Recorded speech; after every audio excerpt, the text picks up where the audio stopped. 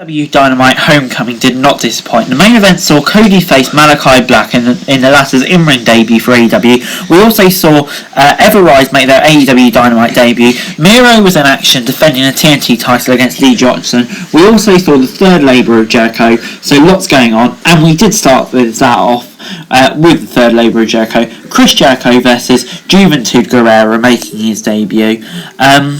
Jericho sent Juventud crashing out of the ring early on in the matchup. They returned after a brief brawl at ringside. The finish of the match saw Jericho tear at Juventud Guevara's mask. He then briefly locked in the Lion Tamer before hitting the Judas effect. However, per the top rope stipulation, Jericho needs to hit a top rope maneuver. Jericho headed the top rope and hit an incredible flying Judas effect. Jericho made the cover and then picked up the win. I'm going to give this 7 out of 10, except for the bit early on.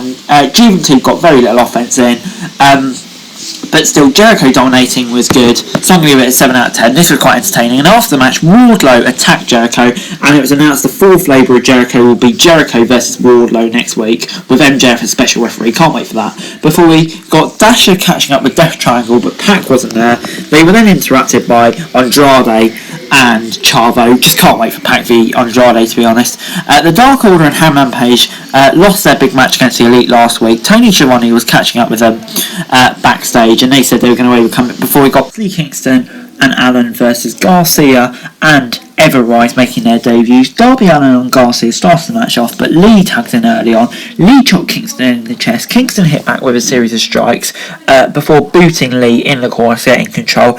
Kingston then managed to hit some more chops, and Kingston finally made a tag after getting beaten down for a bit, tagging in Moxley. Moxley hit a hot tag with a paradigm shift and tagged in Darby Allin, who hit the coffin drop for the rather quick victory. I'm going to give this 6 out of 10. This was just putting over those three, really, and it's good to see Everrise make their debut. I really want to see them sign because they're just so good. 6 out of 10. We got Christian Cage versus the Blade. Cage attacked the Blade while he was still making his entrance. The Bunny got involved early on, holding Christian's legs while he was on the top rope.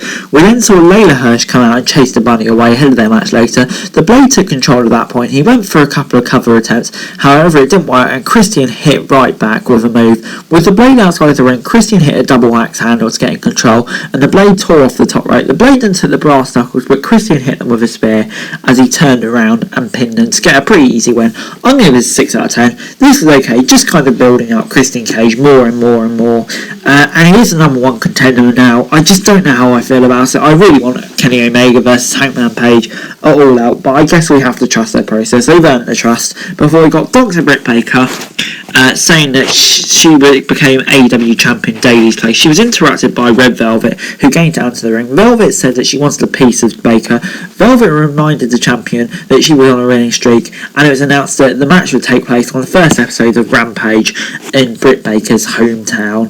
Before Andrade El Idolo was backstage with Dasher and was asking the Lucha Bros about rejecting his offer, Chavo interrupted and told Andrade he had found someone to work with. It turned out to be Fuego del Sol. Fuego said his job was to shine Andrade's shoes, which definitely took him by surprise. Andrade then attacked Fuego and sent him face first into the steel gates next to him laying out. Both of these segments are okay. Britt Baker versus Red Velvet will be interesting, and good to see Andrade getting over. Before Hangman Page was in the AEW ring with Tony Schiavone when they were interrupted by the Elite, Hangman said that he needed something to say to the Elite, but Omega interrupted him. Kenny said that there is no place for a loser like Hangman in the Elite. Hangman had enough at this point and hit a right hand to Omega. The Elite were all over Page, and the Dark Order came out to help, only for Grayson and Uno to hold them back and remind them what Hangman told them earlier. After taking the Elite Hunter out, the Elite turned their attention back to Hangman Page. Omega told Page he was going to give him one good look at this championship and smash the title belt across him before leaving. If this is the end of the story for a little while, I guess we'll have to see where it goes. But I don't know. I still think there's more to come from this. I just guess we'll have to see. Before we got Miro v Lee Johnson for the TNT title, Lee Johnson charged at Miro as soon as the bell rang for their match on Dynamite. But the Redeemer took him down immediately. Miro was all over Johnson in the early stages. Before Johnson managed to ride out the ring to buy himself some time, Miro charged back in. Back in the ring, Lee Johnson tried to fight his way up, but Miro wouldn't let out the pressure and hit a German suplex. And Miro took Johnson down with some brutal super kicks before looking in the game over, forcing Johnson to tap out.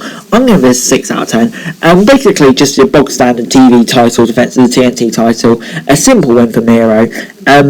Did what it needed to do. Lee Johnson won't be harmed too much by it because he part of the point of repair, you could say, as a top challenger, and it puts Miro over like a bloody beast. And so yeah, all fine. Before next up, we got the Bunny versus Layla Hirsch in the NWA Women's Title Eliminator. Hirsch had the best friends as the backup. We saw Hirsch hitting a dive to the outside early on. The Bunny hit back with a backstabber, and back in the ring, the Bunny continued to dominate until Hirsch finally found her opening. The Bunny eventually got back in control with a knee strike, but missed her moonsault attempt, and Hirsch locked in another cross-arm break, and this time she was forced to tap out.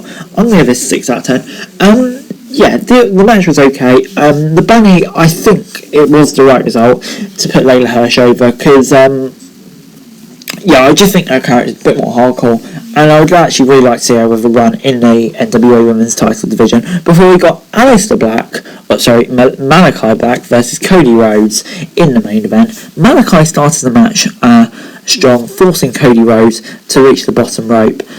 Black broke out with a knee strike once Cody managed to get on top before Cody headed to the top rope, but he was crushed through the timekeeper's table. Cody finally made his way back to the ring before Malachi Black took him out with Black Mass tape basically.